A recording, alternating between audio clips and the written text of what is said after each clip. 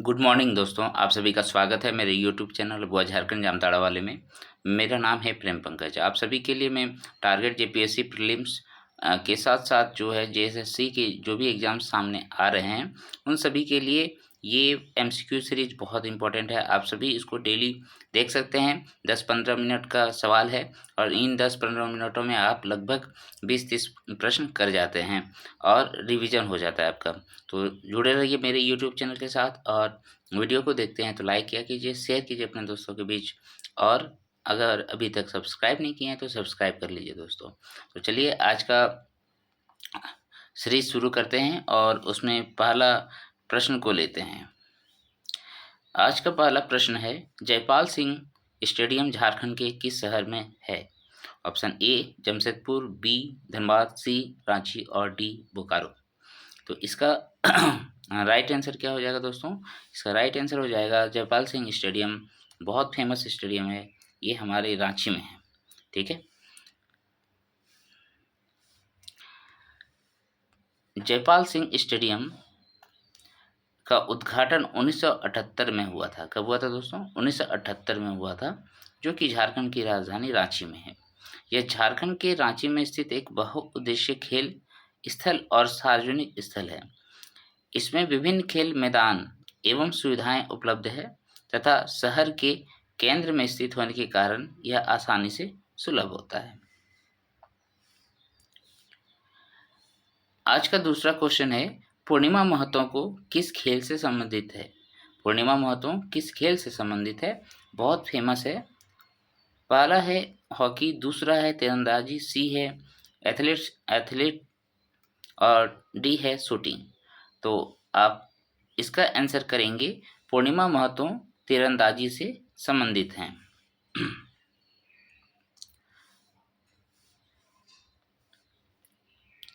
दोस्तों, पूर्णिमा महतो अंतर्राष्ट्रीय स्तर पर मान्यता प्राप्त तीरंदाज और भारत की जो है तीरंदाजी कोच है। ओके, द्रोणाचार्य पुरस्कार की एक प्रतिष्ठित ये मतलब इनको मिला है और उन्होंने एशियाई खेल में, राष्ट्रमंडल खेल में और तीरंदाजी विश्व कप जैसे प्रमुख अंतर्राष्ट्रीय आयोजनों में भारत का प्रतिनिधित्व किया है। इनके बारे में और जानना चाहते हैं तो आपको ये देखना होगा कि द्रोणाचार्य पुरस्कार इनको कब मिला है। ठीक है, ये एग्जाम में पूछता है, इसको आप देख लीजिए। ठीक है,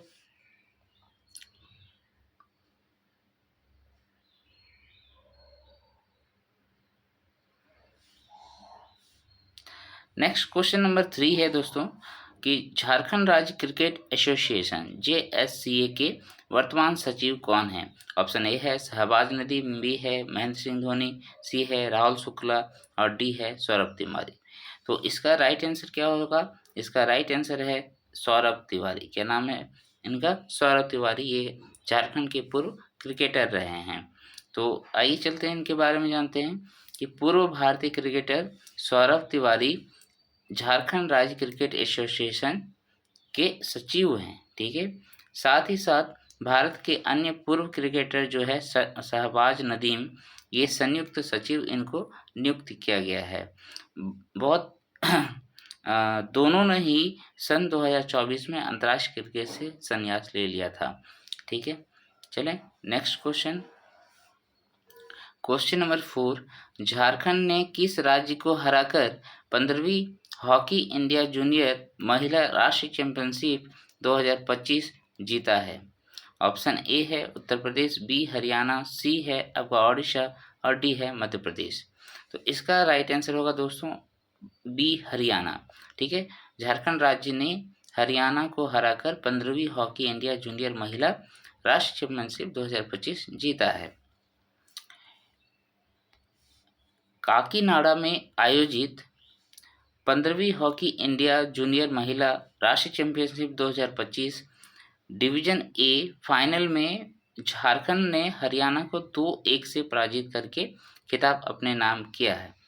झारखंड के लिए स्वीटी डुंगडुंग, शांति कुमारी ने गोल दागे हैं, जिससे टीम ने चैंपियनशिप का खिताब प्राप्त किया है। तो यहाँ पर आपके लिए इम्पोर्टेंट क्या हो जाता है दोस्तों, मैं बताता हूँ।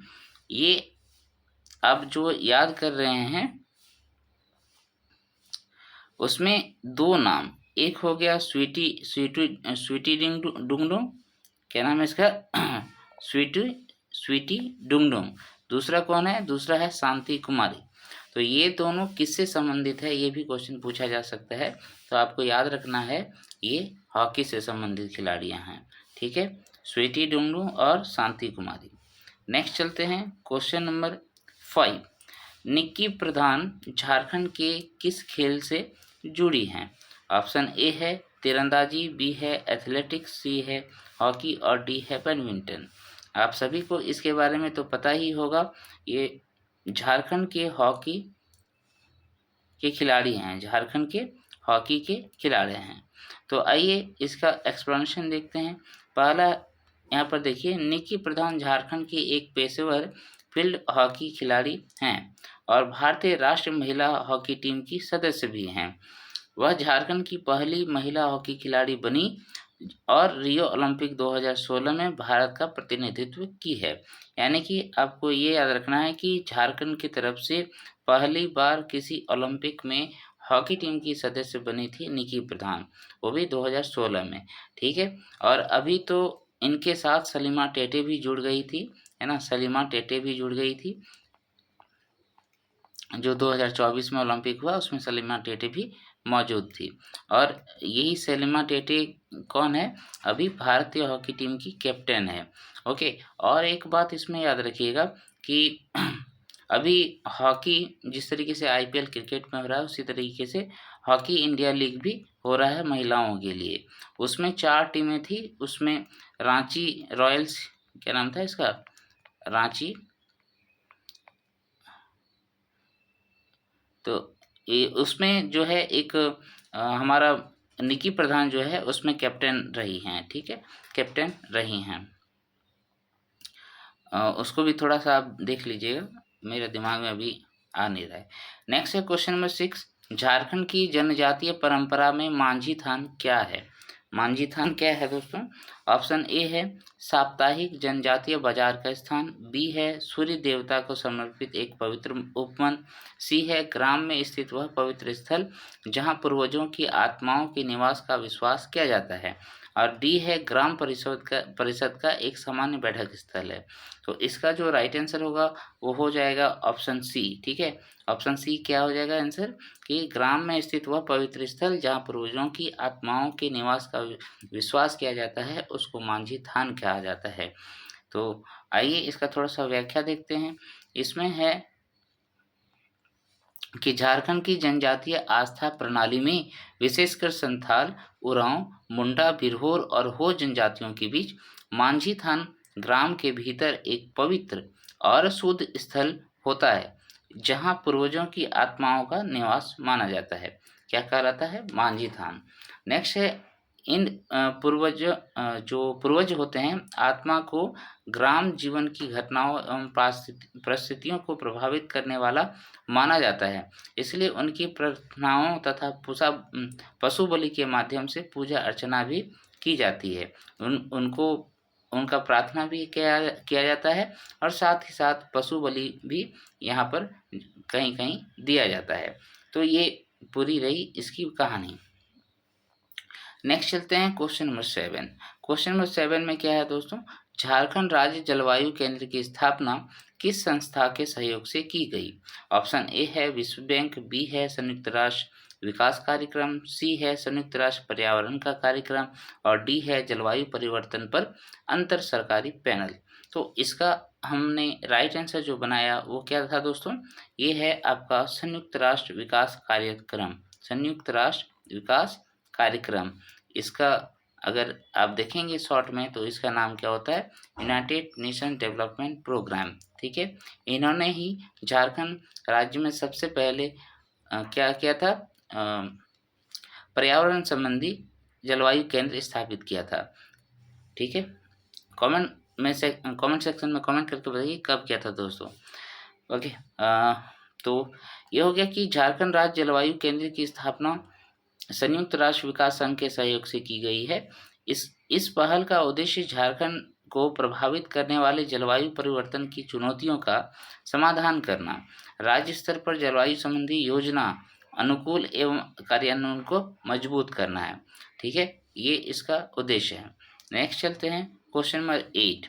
झारखंड अंतरिक्ष अनुप्रयोग, जिसको हम लोग जेसैक भी कहते हैं, की स्थापना किस वर्ष हुई है? ऑप्शन ए है 1998, ऑप्शन बी है 2000, सी है 2003 और डी है 2005। तो इसका राइट आंसर हो जाएगा दोस्तों 2003। ठीक है, तो आइए इसका एक्सप्लेनेशन थोड़ा देखते हैं कि वर्ष 2003 में झारखंड में झारखंड अंतरिक्ष अनुप्रयोग केंद्र की स्थापना की गई। झारखंड सरकार के सूचना प्रौद्योगिकी विभाग के अधीन कार्य करता है। तो झारखंड सरकार के कौन सा विभाग के अंदर काम करता है?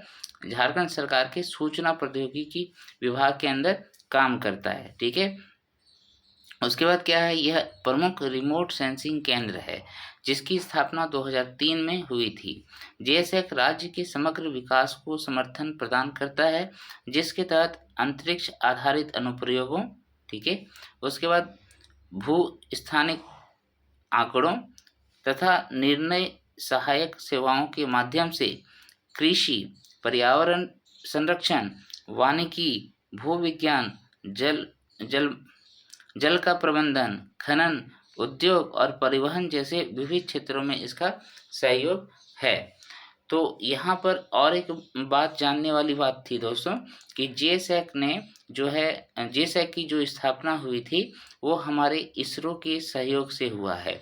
ठीक है, हमारा भारत का इसरो के सहयोग से हुआ है। ठीक है, झारखंड में 2003 में। और एक बात थी कि ये जो हमारा आपदा प्रबंधन चलता है उसमें भी इनका बहुत बड़ा योगदान है, क्योंकि वो बाढ़ जैसे समस्याएं हो गया, सूखा जैसे समस्याएं हो गया, तड़ित जैसे समस्याएं हो गया। ठीक है, तो इन सब का एक तकनीकी विकास भी ये करता है ना।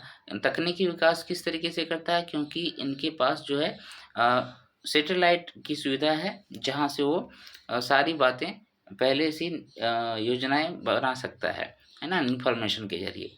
चलिए नेक्स्ट क्वेश्चन नंबर 9 देखते हैं।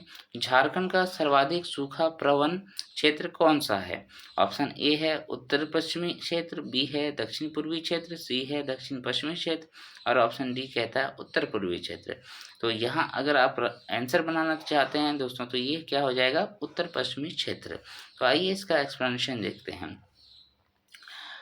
झारखंड के उत्तर पश्चिमी क्षेत्र में दोस्तों सूखा एक प्रमुख आवर्ती समस्या है, यानी कि लगातार दिनों में आते रहता है।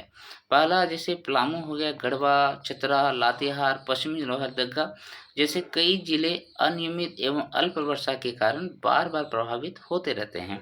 इनमें से पलामू को झारखंड का सर्वाधिक सूखा प्रवण जिला माना जाता है। तो यहाँ आपको और एक क्वेश्चन क्या मिला कि कौन से जिले को सबसे ज़्यादा सूखा प्रभावित माना जाता है? तो आपको याद रखना है पलामू। ओके, ये हो गया पलामू। तो वर्षा के आंकड़े विगत 22 वर्षों में घटती हुई प्रवृत्ति को दर्शाते हैं, यानी कि लगातार झारखंड में वर्षा कम होती जा रही है, जिससे यह जिला सूखा परिस्थितियों के प्रति अत्यधिक प्रवणशील हो गया है, यानी कि संवेदनशील हो गया है। राइट, तो अगर आप झारखंड का मानचित्र ऐसे करके देखेंगे तो इधर जो पश्चिम वाला इलाका है यहीं पर आपको पता है पलामू मिलेगा, गढ़वा मिलेगा। ठीक है, तो यहाँ पर पलामू जो है इस क्षेत्र में थोड़ा वर्षा कम होती है। ओके, और इधर जो है विंध्यन क्रम की चट्टानें भी पाई जाती है, आपको पता होगा। नेक्स्ट चलते हैं क्वेश्चन नंबर 10 और आज का ये लास्ट क्वेश्चन है दोस्तों। तो क्वेश्चन नंबर 10 कहता है झारखंड राज्य में वनाग्नि की घटनाओं का एक मुख्य कारण क्या है? ऑप्शन ए है पर्यटन से संबंधित गतिविधियां, बी है महुआ और साल के बीजों का संग्रह, सी है गर्म और शुष्क ग्रीष्मकाल और ऑप्शन डी कहता है तड़ित। तो इसमें जो सबसे बेस्ट ऑप्शन आप चूज करेंगे दोस्तों वो हो जाएगा ऑप्शन बी, महुआ और साल के बीजों का संग्रह। ठीक है, इससे क्या होता है आइए देखते हैं कि महुआ और साल बीजों का संग्रह झारखंड के अधिकांश वन जो है दोस्तों वो क्या है, वो है आपका शुष्क पर्णपाती वन। क्या है? शुष्क पर्णपाती वन। आपको पता है इसमें लगभग 97% के आसपास यही वन है ना, झारखंड में यही वन है, शुष्क पर्णपाती वन सबसे ज़्यादा। तो ये गर्मियों में क्या करते हैं, जो गर्मियों के महीनों में वनाग्नि के प्रति अत्यधिक संवेदनशील है। तो पहला कारण हो गया कि शुष्क पर्णपाती वन है, जहाँ पर गर्मियों में आग लग सकती है। दूसरा है, राज्य में वनाग्नि का एक प्रमुख कारण विशेषकर मार्च से अप्रैल के दौरान महुआ के फूलों तथा साल के बीजों का संग्रह है। ये कैसे? जब जनजाति इससे संबंधित यानी कि फूलों को इकट्ठा करते हैं या फिर बीजों को इकट्ठा करते हैं, तो वो जंगलों को साफ करते हैं। उसमें क्या करते हैं, वो जंगलों में आग लगाते हैं ताकि आसपास की झाड़ियाँ वगैरह जो है ख़त्म हो जाए और वो आराम से नीचे फूल और बीज को चुन सके। ठीक है? इसके अतिरिक्त पर्यटन संबंधी गतिविधियाँ भी वनाग्नि की घटनाओं में योगदान देती हैं। बहुत लोग क्या करता है, कुछ भी जैसे सिगरेट वगैरह पिया या फिर वहाँ पर पिकनिक मनाया, उसने आग जलाया, उसका खाना-वाना पकाया और किसी तरीके से वहाँ पर आग को यूँ ही छोड़ दिया, तो वो फैल गया। ठीक है? तो इस प्रकार से ये सभी घटनाएँ जो है आपके जंगल में आग लगने के कारण हैं। उनमें से प्रमुख कारण महुआ और साल के बीजों का संग्रह जो है झारखंड के राज्यों में है। उसके दौरान यानी कि वो क्या करते हैं, आग लगाते हैं। ठीक है? तो वनाग्नि मुख्य रूप से झारखंड के किन राज्यों में दिखाई देते हैं? ये खासकर उत्तर-पश्चिमी क्षेत्रों में, ठीक है? उत्तर-पश्चिमी क्षेत्रों में और दक्षिणी जिलों को प्रभावित करते हैं, जिसमें प्रमुखतः है गढ़वा, पलामू, चतरा, लातेहार, हजारीबाग, पूर्वी सिंहभूम, पश्चिमी सिंहभूम, सिमडेगा एवं गुमला। तो ये सभी जो जिले हैं, वो सबसे ज़्यादा जंगलों में आग लगने के कारण को दिखाता है। तो कैसा रहा आज का सेशन दोस्तों, ज़रूर बताइएगा। मिलते हैं नेक्स्ट वीडियो में आप लोगों के साथ फिर से नए क्वेश्चनों के साथ। तब तक के लिए जय हिंद, जोहार, जय झारखंड।